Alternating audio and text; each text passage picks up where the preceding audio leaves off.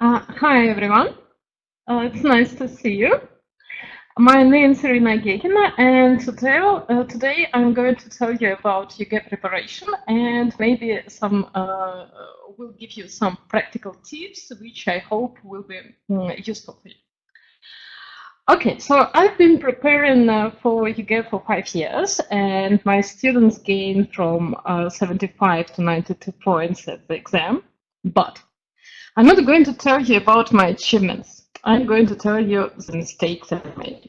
And I consider my errors really precious because about a year ago I started my blog to pass EGE and survive.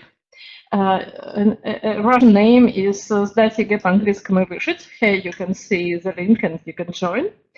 And now it's a great community of 4,500 subscribers. They are teachers, they are students of secondary school.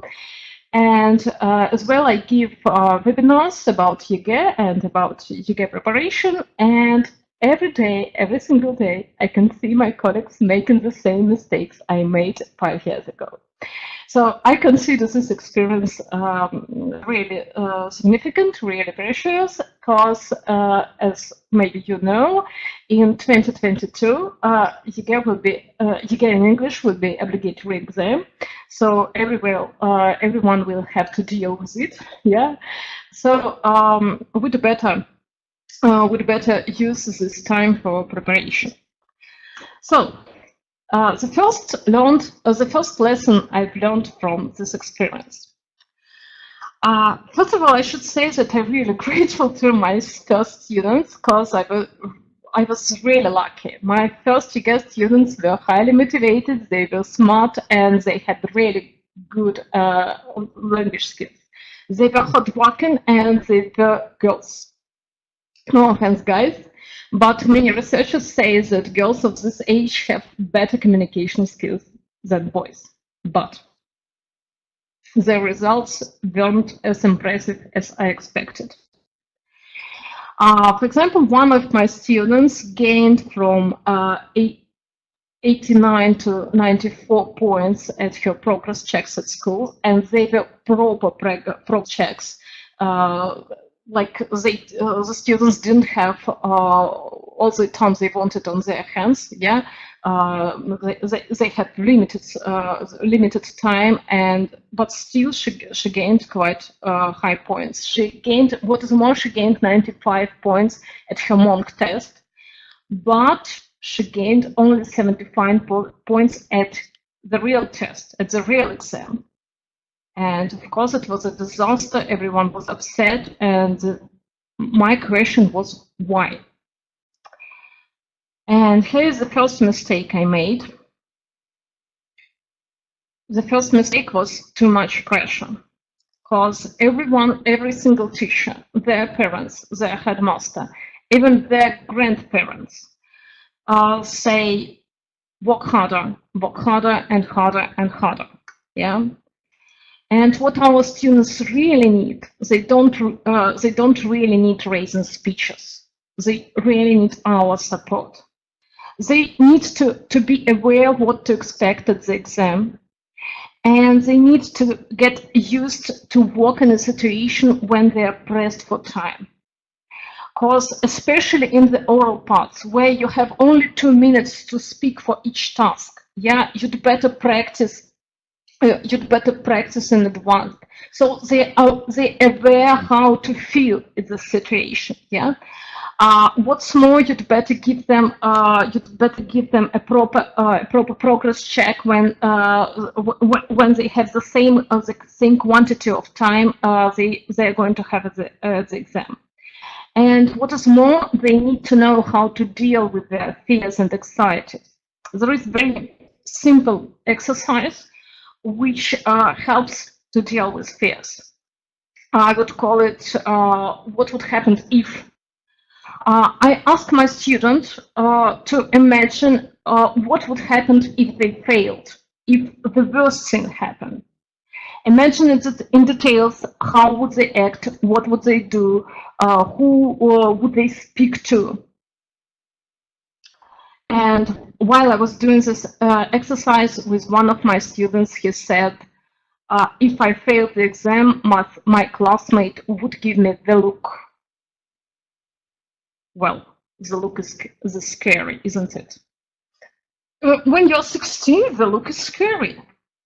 But still, everyone will survive. And it's not as horrible as it seems to, yeah? So this exercise, it's not very obvious for our culture, because we are not used to face our feelings, we are not used to face our fears. But if we do that, we feel more confident, we feel much better. And what is more, this exercise is a great opportunity for practicing if sentences. And I love practicing if sentences. And here is the second lesson I've learned. Speaking of if sentences and grammar. When I was at school, I used to think that learning English is learning grammar. When I started teaching, I used to think that teaching English is teaching grammar. And I still think that English grammar is amazing. But when I was preparing for EGE for the first time, I used 2 extra grammar books and lots of other extras. And my students used to have homework like this. It's time for but, isn't it? But is it worth all these efforts? Is it really worth it? You can gain only 7 points for grammar at EGE exam. When I say grammar, I don't mean phrasal verbs, I don't mean collocations, I don't mean chunks. Yeah, I mean traditional grammar like tenses, like comparative and superlatives, conditionals, all this stuff. So for all this stuff, for all traditional grammar, you gain only 7. You can gain only 7 points. And a year ago, I wrote an article about it. And a lot of people came to comment and they say, what about speaking? Okay, let's have a look. What about speaking? If you use a wide range of complex grammar structures to impress your examiner will be definitely impressed. But you will not gain any extra points. But what's more, if you use a wide range of complex grammar to impress your examiner, and there will be more than 2 errors, you will lose a point. So do not take a risk, because it's a great risk to use to lose 1 point from 6. Yeah. So my second mistake was too much grammar. And here, what our students really need, they don't need to spend more time on extra grammar exercises. You'd better focus on their vocabulary, because this one will be much more precious, much more significant for them. You should help them to develop their skills like reading, listening, and writing, and you should teach them basics of grammar. But if they really need it, yeah, if they don't know how to use irregular verbs, or how to use present perfect, or how to use, I don't know, past continuous, you should definitely teach them, but you'd better teach them how to use it. And for example, what I mean how to use it, there is the same, an example of very simple exercise. Yeah, quite often I do this exercise with my EGE students, because at EGE you'd better know how to use questions. You have to ask questions. You have to ask 3 questions in private letter, and you have to ask 5 questions in the oral part. So it gives us about 8 points. Yeah, and I give my students this exercise. I ask them, imagine that tomorrow you are going to meet celebrity which you really like. Yeah, you're going to have lunch, or you're going to have interview with him. Imagine that you can interview him, and what 7 questions or what 10 questions you will ask. And here the task is to create these questions. And here we teach them how to use grammar. Yeah, it's not an exercise like to fill the gaps. It's an exercise which teaches us how to use the grammar, and it's very similar to what they have at the exam. So that will be most useful. And here is the third lesson I've learned.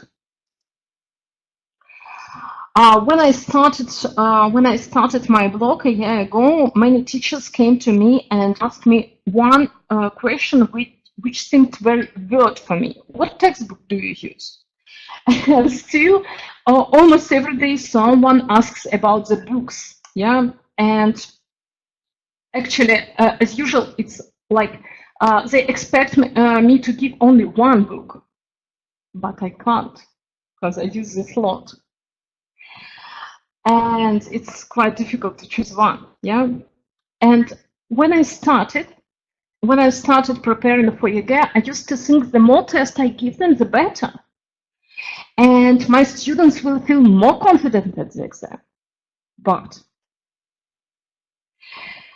my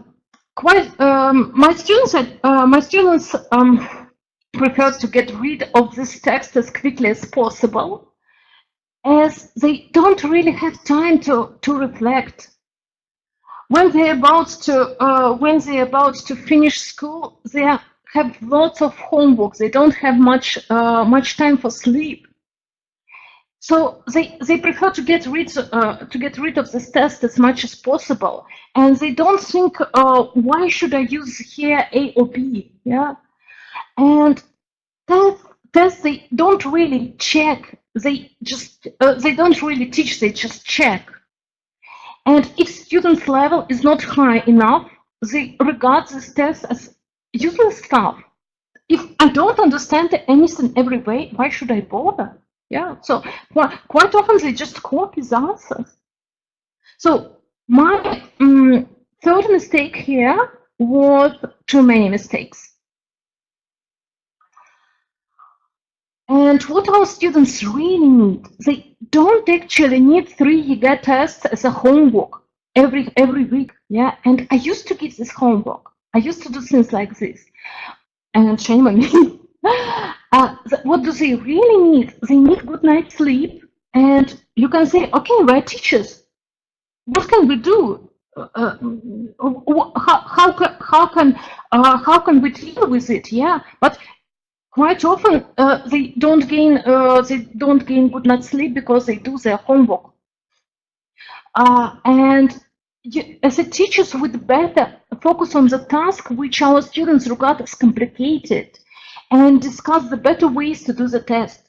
What I mean, for example, there is a task where you should choose true, false, or not stated. It's in a listening part of the EGE, and quite often my students can't understand what is the difference between false and not stated. And here, you'd better give them a clue. You'd better give them some examples. You'd better give them some practice. Yeah, so they discuss them. What is the difference? You'd better focus on this exam or on this particular task. Yeah, so they gain some more experience. They gain some more understanding how to deal with it, and it's really will be helpful. The first lesson I've learned, and that's going to be the last. You know, when I started teaching, I used to think that mistakes are really depressing. Like, I explained this thing about 4 or 5 times. Why does he or she, why do they still make this mistake? What will happen if they will do this mistake at the exam? Oh, that's horrible. It's time for bath, yeah? But now I understand that mistakes are blessings. Because if there is no mistake, it might just a lucky guess. But if there is a mistake, you can figure out how to deal with it, what to do with it. Yeah, you can give them some clues, you can give them some explanations. And for example, I had a student, she had brilliant speaking skills. She was quite good at reading and listening. Her writing was quite good, but she used to make silly spelling mistakes, like friend, for example. If you look at the screen, you can see that she spelled it incorrectly. Yeah. And first of all, it seems to me horrible because when you see a ball spelled like this, you think, it's, oh my God, what can I do with it? Yeah. And but when one day I stopped and I reflect on it, I, um, I just made a checklist for all the stuff, all the mistakes which she made, and they don't many. They were about 8 or 9 words which she spelled incorrectly. Yeah, and I made a checklist for her, and we agreed that every time she writes something, she looks at this list, and it helped, and it was like magic. Yeah. And her writing became much better because there weren't any spelling mistakes with them in them. So the fourth mistake is too much criticism. I was really judgmental about students, and I can see other teachers do things like this. Yeah. But our students don't really need deconstructive criticism. They need constructive feedback. And you'd better teach them growth mindset. There is a great TED talk by Carol Dweck, and I will give you the link in the end, where she says about 2 magic words: not yet.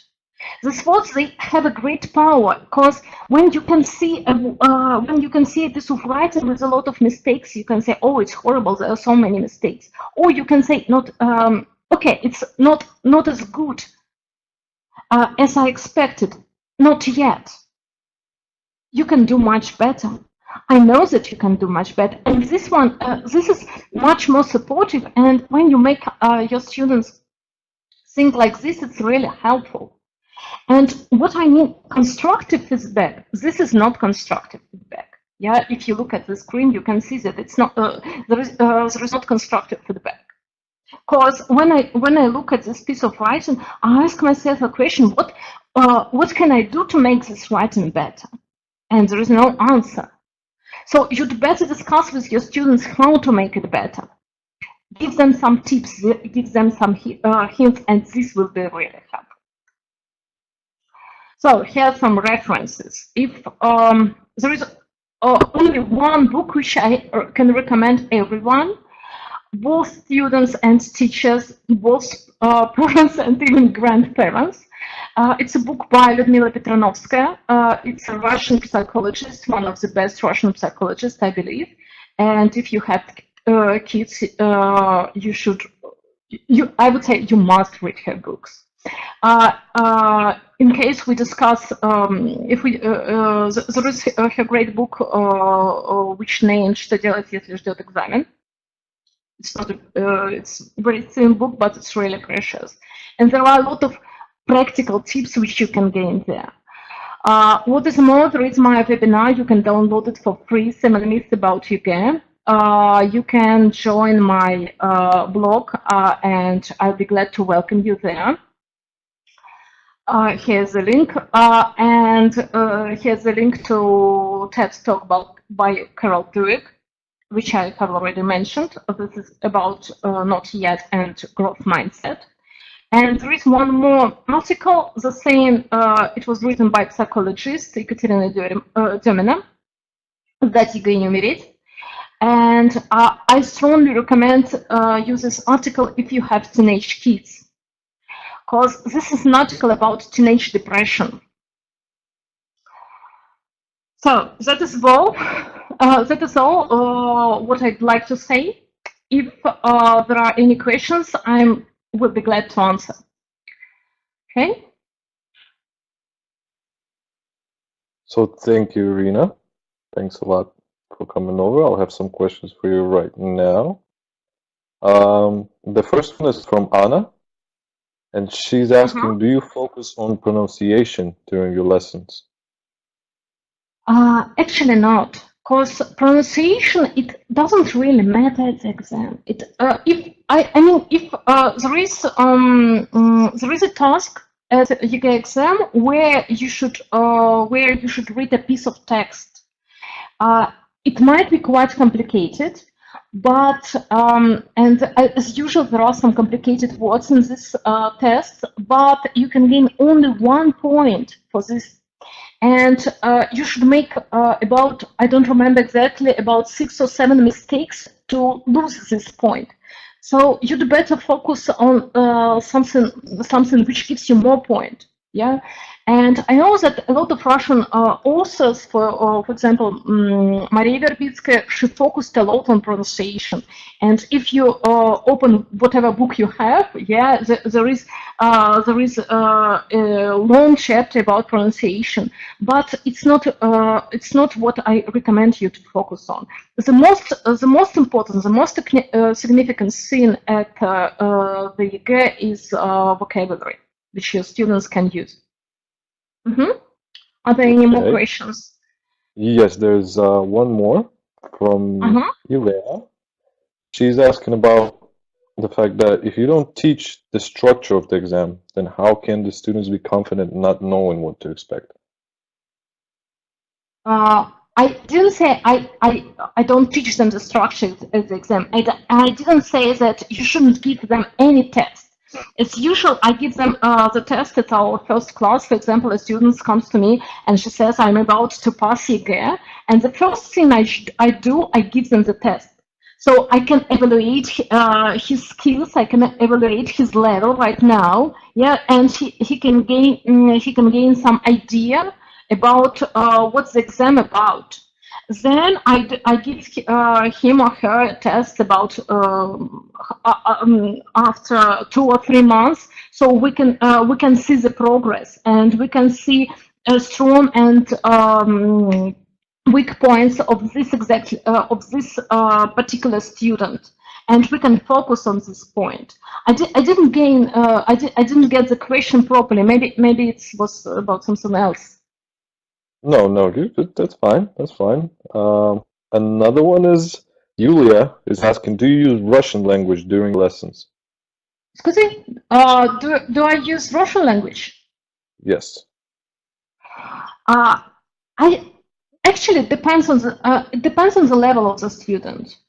As usual, I do my best not to use it. Yeah, but I'm not very, how should I say? I'm not very strict here. Yeah, because sometimes it depends on the situation. Yeah, if it's a low level student and to explain a word, you should give an explanation for 5 or 7 minutes. Yeah, you just lose time because he will be frustrated. It's a little bit embarrassing for you when you explain. He doesn't understand. So it could be embarrassing. In this case, you can use native language. You can use Russian, but you'd better not. And I do my best not to use Russian at the test at the lessons. Okay. Well, that is it for right now. Irina, thank you very much. Thanks for coming over. For talking to us. And that's it. Yeah, here are my contacts. So if you have any more questions, I'll be happy to answer. Here's the link for my group. I'd be happy if you join it. And thanks a lot for your attention.